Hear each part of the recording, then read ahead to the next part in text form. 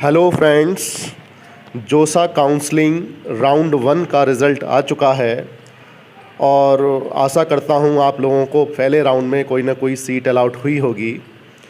और अगर आपको सीट अलॉट हुई है तो आप बहुत बहुत बधाई के पात्र हैं।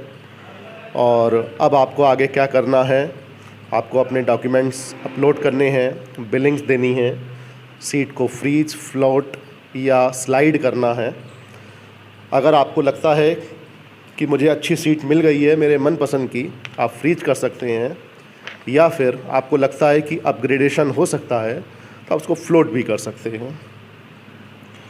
आज हमारे साथ में हैं अक्षर गोयल, जिन्होंने आईआईटी जेईई एडवांस की परीक्षा 2022 में ईडब्ल्यूएस कैटेगरी में 297 रैंक हासिल की और फर्स्ट राउंड में इनको आईआईटी बॉम्बे मिला है। तो हम आपको बताएंगे कि इनकी मेंस में रैंक क्या रही, एडवांस में रैंक क्या रही और कितने मार्क्स ये एडवांस में लेकर आए और इस रैंक पर इन्हें कौन सा कॉलेज मिल गया। तो अक्षर गोयल आ जाइए, इधर आ जाओ, इधर आ जाओ। हेलो। हाँ, आप ये बताइए कि आपकी जो मेंस की रैंक थी, ये रैंक कितनी रही थी। देखिए मेरे पास पेज है आपका, फर्स्ट चॉइस जो चॉइस आपने फिलिंग करी है। मेंस की सीआरएल रैंक इनकी 2836 रही थी और इनकी ईडब्ल्यूएस कैटेगरी में रैंक 333 रही। और इस मार्क्स पर, इस रैंक पर इनकी जो परसेंटाइल थी वो 99.69 परसेंटाइल थी। इसके बाद जी एडवांस जो 360 मार्क्स का होता है, 360 मार्क्स का था इस बार, 360 मार्क्स में कितने मार्क्स गेन किए थे? 136 मार्क्स। 136 मार्क्स। तो 360 मार्क्स में से 136 मार्क्स आने पर जो इनकी रैंक बनी ऑल इंडिया सीआरएल, वो 2670 रैंक बनी और ईडब्ल्यूएस कैटेगरी में 297 रैंक बनी। देखिए 360 में से 136 नंबर पर ये रैंक बनी है एडवांस की परीक्षा में। आप समझ सकते हैं कितना टफ लेवल का ये एग्ज़ाम होता है। मेरे पास फर्स्ट राउंड की लिस्ट है जिसमें जो इन्होंने चॉइसेस भरी थी उसमें कॉलेजेस की क्या ओपन रैंक रही, क्या क्लोजिंग रैंक रही। ओबियसली देखिए कंप्यूटर साइंस नंबर 1 पे गया है। आईआईटी बॉम्बे ईडब्ल्यूएस कैटेगरी में ओपन रैंक 5 से शुरू हुई है और क्लोजिंग रैंक 18 पे ख़त्म हो गई है। आईआईटी रुड़की में कंप्यूटर साइंस 53 पर स्टार्ट हुआ, 73 पर लास्ट हो गया। आईआईटी खड़गपुर कंप्यूटर साइंस 35 पर स्टार्ट हुआ, 52 पर ख़त्म हो गया। आईआईटी बॉम्बे इलेक्ट्रिकल 64 पे शुरू हुआ, 114 पे ख़त्म हो गया। अब इनकी रैंक 297 थी तो इनका जो चॉइस फिलिंग था काफ़ी अच्छा था। इन्होंने आईआईटी मैकेनिकल बॉम्बे को 17th चॉइस दी थी, बाकी इसके ऊपर इन्होंने डेटा साइंस और कंप्यूटर साइंस लगा रखे थे। देखा जाए तो कंप्यूटर साइंस और डेटा साइंस और इलेक्ट्रिकल साइंस को हटा दिया जाए तो मैकेनिकल आईआईटी बॉम्बे इनकी फ़र्स्ट चॉइस थी जो इनको मिल गई है और इन्होंने उसको फ्रीज कर दिया है। हालांकि इलेक्ट्रिकल खड़गपुर अगर देखें तो इसकी क्लोजिंग रैंक 320 गई है, जबकि इनकी रैंक 297 थी। तो इनको इलेक्ट्रिकल खड़गपुर भी मिल सकता था। ये अपनी अपनी चॉइस है, किसी को इलेक्ट्रिकल अच्छी लगती है, किसी को मैकेनिकल।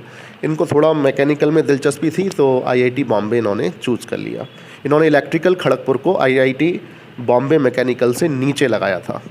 अगर ये ऊपर लगाए होते तो इलेक्ट्रिकल खड़गपुर इनको मिल गई होती।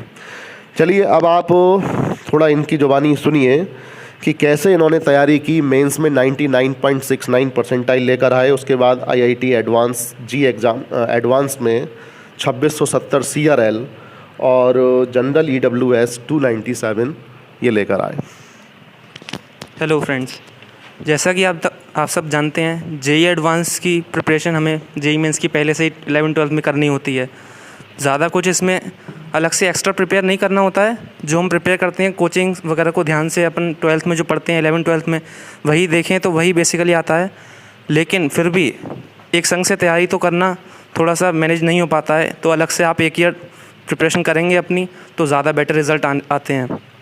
तो मैंने 0 अटैम्प्ट में दिया था तो 94 परसेंटाइल मेरी मेंस में बनी थी। लेकिन वही है, जब आपको पता होता है मैं इससे अच्छा कर सकता हूँ तो कोचिंग आप करते हैं, उस हिसाब से आपका रिज़ल्ट भी आता है।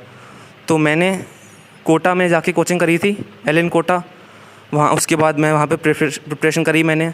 जून में जेई मेंस का पेपर हुआ, फिर उसका रिज़ल्ट आया। फिर जेई एडवांस का पेपर होना था, थोड़ा डिले भी हुआ वो, तो अगस्त में उसका पेपर। मेंस में कितने मार्क्स थे? जेई मेंस में मेरे 300 में से 230 मार्क्स थे, तो मेरी 99.69 परसेंटाइल बनी। हाँ, इससे आप लोगों को आइडिया लगा सकते हैं कि मेंस में इतने मार्क्स होने पर, 230 मार्क्स होने पर आपकी 99.69 परसेंटाइल बनी। और देखिए, जिस स्टूडेंट की 99.7 परसेंटाइल थी, उसकी जो CRL रैंक थी वो 2300 रैंक थी और इनकी 2800 रैंक है। देखिए 0.01 परसेंटाइल पर 500 रैंक फिसली थी। तो आप अंदाज़ा लगा सकते हैं कि 0.01 परसेंटाइल का भी कितना ज़्यादा फ़र्क होता है। अब चूँकि मेंस को क्वालिफाई कर लिए, एडवांस की तैयारी थी। अब एडवांस की तैयारी थोड़ा अलग होती है मेंस के कंपैरिजन में, और इसके बारे में थोड़ा। एडवांस की तैयारी के लिए बेसिकली आपको कंसेप्ट वही होते हैं, बस वो मल्टी कंसेप्ट क्वेश्चन पूछे जाते हैं एडवांस में। वो मल्टी कंसेप्ट क्वेश्चन को इतना डराने की कोशिश करते हैं, क्वेश्चन लेंदी बना के, जो कि स्टूडेंट्स पढ़ने से ही एकदम छोड़ देते हैं, ये तो नहीं होगा। लेकिन ऐसा नहीं होता है, होते तो वही कंसेप्ट हैं 11th-12th के, वही पूछे जाते हैं, ध्यान से पढ़ने होते हैं, लेंदी क्वेश्चंस होते हैं, फिर भी वही एडवांस है। मतलब ज़्यादा क्वेश्चन तो आपने खुद ही देखा, अभी 136 मार्क्स पे इतनी रैंक बनी है। हालांकि अब की बार थोड़ा ग्लिच हुआ था, टेक्निकल ग्लिच, जिस वजह से मार्क्स और रैंक में थोड़ा सा क्राइटेरिया डिफरेंस हुआ है लास्ट ईयर के कंपैरिजन में। ऐसा आने वाले ईयर्स में ना भी हो, इसलिए कट टू कट आइडिया तो हमें नहीं लेना है कि अंडर 150 में भी इतनी रैंक बन रही है। नॉर्मली 170-180 भी इतनी रैंक जाती है। इस ईयर 2022 में 200 मार्क्स जिसके हैं उसकी अंडर 500 रैंक बन गई है। हालांकि एडवांस में ऐसा नहीं होता है, फिर भी जेई एडवांस एक ऐसा एग्ज़ाम है कि आपको ये टारगेट नहीं करना है कि अरे ये तो बहुत टफ है, मुझसे तो हर एक क्वेश्चन हो ही नहीं रहा है। ऐसा नहीं होता है, हर एक क्वेश्चन तो करने के लिए वैसे भी नहीं होता है। पूरे पोटेंशियल के साथ अपनी प्रिपरेशन करें आप और एग्ज़ाम दें, कोई दिक्कत बड़ी वाली बात है ही नहीं। और बाकी तो अगर जिसका जेई मेंस भी अच्छे से क्लैरिफाई हुआ है 98-99 परसेंटाइल, तो NITs मिलने का स्कोप रहता है, आपको ऐसा कोई दिक्कत वाली बात है नहीं। और बॉयज़ कैटेगरी के लिए जेई एडवांस के अंदर 5000 के अंदर रैंक सिक्योर रैंक मानी जाती है, एक बुरी रैंक नहीं कहलाई जाती है। आपको IITs में आराम से एडमिशन मिल जाएगा।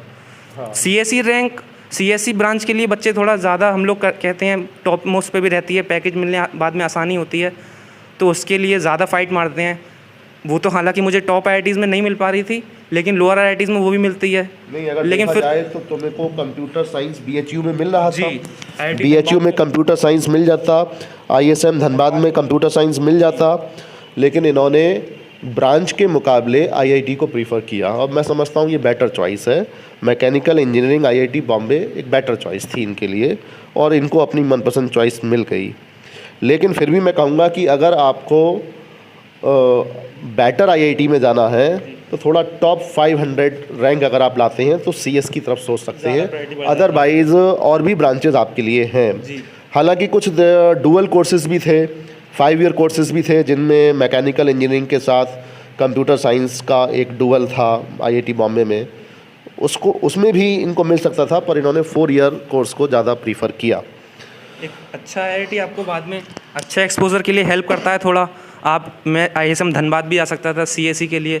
नॉर्मली उतना इंटरेस्ट रहता नहीं है वैसे प्रैक्टिकल के लिए, लेकिन CSE है तो वो तो छोड़ना करते नहीं। अगर टॉप IITs में मुझे मिलता, फिर भी मैंने बॉम्बे को प्रायोरिटी देते हुए वहाँ का इंफ्रास्ट्रक्चर अंदर आपको और एक्सपोजर भी मिलता है बाद में, क्या कुछ कर सकते हैं आपको। इतनी बुरी ब्रांच में नहीं, 3rd-4th नंबर पे मैकेनिकल ब्रांच रहती है आपकी, सबसे पहले CSE फिर इलेक्ट्रिकल आ जाती है। उस हिसाब से एक बेटर चॉइस मुझे लगी, जिस हिसाब से मैंने इसको सेलेक्ट किया। तो अब आप देखिए, जो तुम्हारा बॉम्बे था ना जी, ये IIT बॉम्बे, इस बार मैं आपको फर्स्ट राउंड दिखा रहा हूँ। ये राउंड 1 की जोसा 2022 की कट ऑफ है, क्लोजिंग रैंक, ओपनिंग रैंक जो अपनी जानती है। राउंड 1 जो कंप्यूटर साइंस में रही, ये देखिए 5 से स्टार्ट हुई कंप्यूटर साइंस, और ये कट ऑफ चली गई 18 पर। ये EWS की कैटेगरी की मैं बात कर रहा हूँ। वैसे आप जोसा की वेबसाइट पर जाकर ये ओपनिंग रैंक और क्लोजिंग रैंक किसी भी कैटेगरी के लिए देख सकते हैं। मैं IIT बॉम्बे की बात कर रहा हूँ पर्टिकुलरली। और इलेक्ट्रिकल इंजीनियरिंग में ये ओपन हुआ 64 पर और क्लोज हो गया 114 पर। अच्छा, अगर आप स्लाइड करते हो तो मैं समझता हूँ 297 रैंक से 114 पर आना मुश्किल थोड़ा है। मुश्किल है, साइड तो पे रह जाता है। स्लाइड करने से भी कोई फ़ायदा नहीं है। दैट्स वाई मैंने हाँ, फ्रीज करने का ही freeze कर ऑप्शन दिया, ठीक है। एक सही सोचा, क्योंकि इसके बाद फ्लोट में देखिए आपको IIT बॉम्बे मैकेनिकल स्टार्ट हुआ है 175 से और क्लोज हुआ है 301 पर। तो बहुत अच्छी चॉइस तुम्हें मिल गई है। 297 पर तुम्हारी रैंक है और 301 पर ये क्लोज हो गया। और अब देखिए इससे नीचे की जो तुमने लगाई है वो IIT दिल्ली लगाई है। IIT दिल्ली 247 पर स्टार्ट हुआ है, 348 क्लोज हो गया है। IIT खड़गपुर इलेक्ट्रिकल इंजीनियरिंग 284 पर स्टार्ट हुआ है, 320 पर क्लोज हो गया है। ठीक, अगर तुम इलेक्ट्रिकल को ऊपर चुनते मैकेनिकल से जी।